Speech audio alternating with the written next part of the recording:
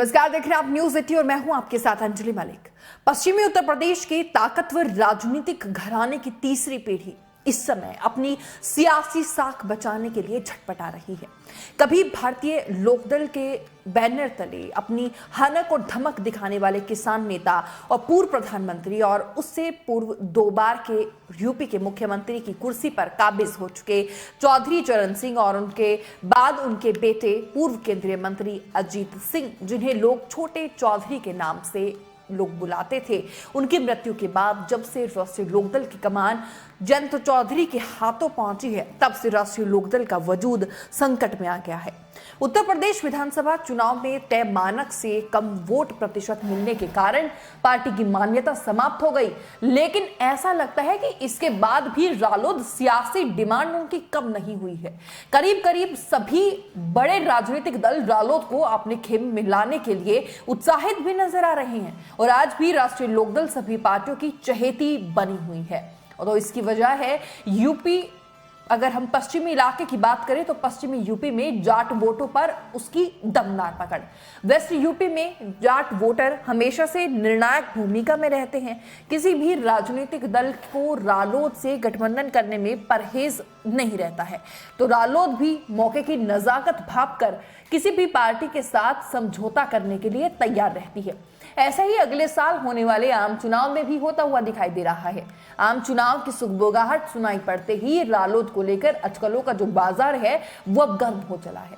फिलहाल अगर बात करें तो रालोद का समाजवादी पार्टी के साथ गठबंधन है, और लेकिन 24 के आम चुनाव तक ये बना रहेगा या फिर नहीं, इसकी संभावनाएं तो बेहद कम नजर आ रही हैं, क्योंकि रालोद को इस बार जो है वो समाजवादी पार्टी के मुकाबले कांग्रेस से गठबंधन करना ज्यादा मुफीद नजर आ रहा है, जिसके साथ ये खुलकर जो है वो मोलभाव भी कर सकते हैं।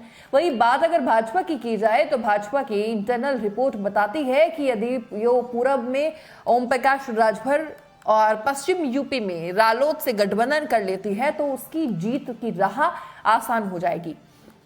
भाजपा को राजभर और जयंत चौधरी की पार्टी से गठबंधन की जो सूरत में सबसे बड़ा फायदा ये होता है कि भाजपा जिन मुस्लिम बहुल्य सीटों पर नहीं जीत पाती है वो वहां पर पश्चिम में रालोद या फिर पूर्व की अगर बात करें तो यूपी में राजभर के सहारे अपनी नैया पार कर सकती है। रालोद की अच्छी खासी पकड़ जो है वो जाट वोटर्स के अलावा मुस्लिम वोटरों पर भी है।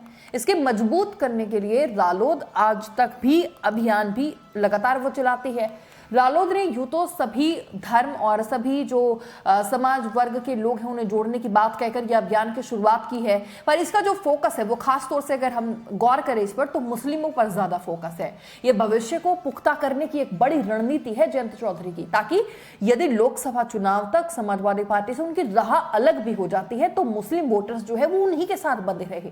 अब देखिए 2022 में समाजवादी पार्टी रालोद में विधानसभा चुनाव जो है वो साथ लड़ा था मिलकर।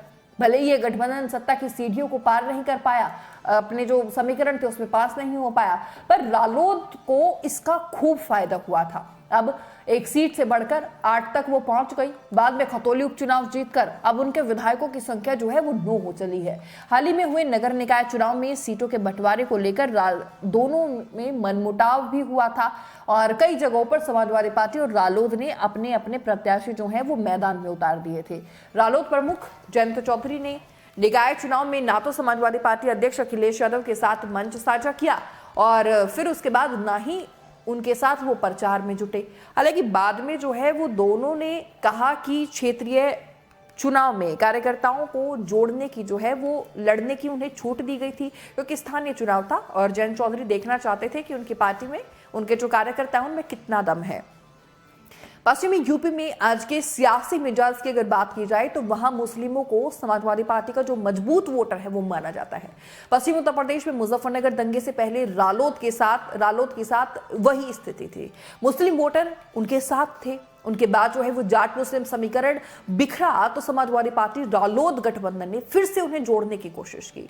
अब रालोद के रणनीतिकारों को ऐसा लग रहा है कि यदि लोकसभा चुनाव 2024 तक उनका समाजवादी पार्टी से गठबंधन टूट जाता है तो स्थिति फिर से खराब हो सकती है। ऐसे में पार्टी कोई चूक भी नहीं करना चाहती और यही कारण है कि उसने समरसता अभियान जो है वो चला रखा है।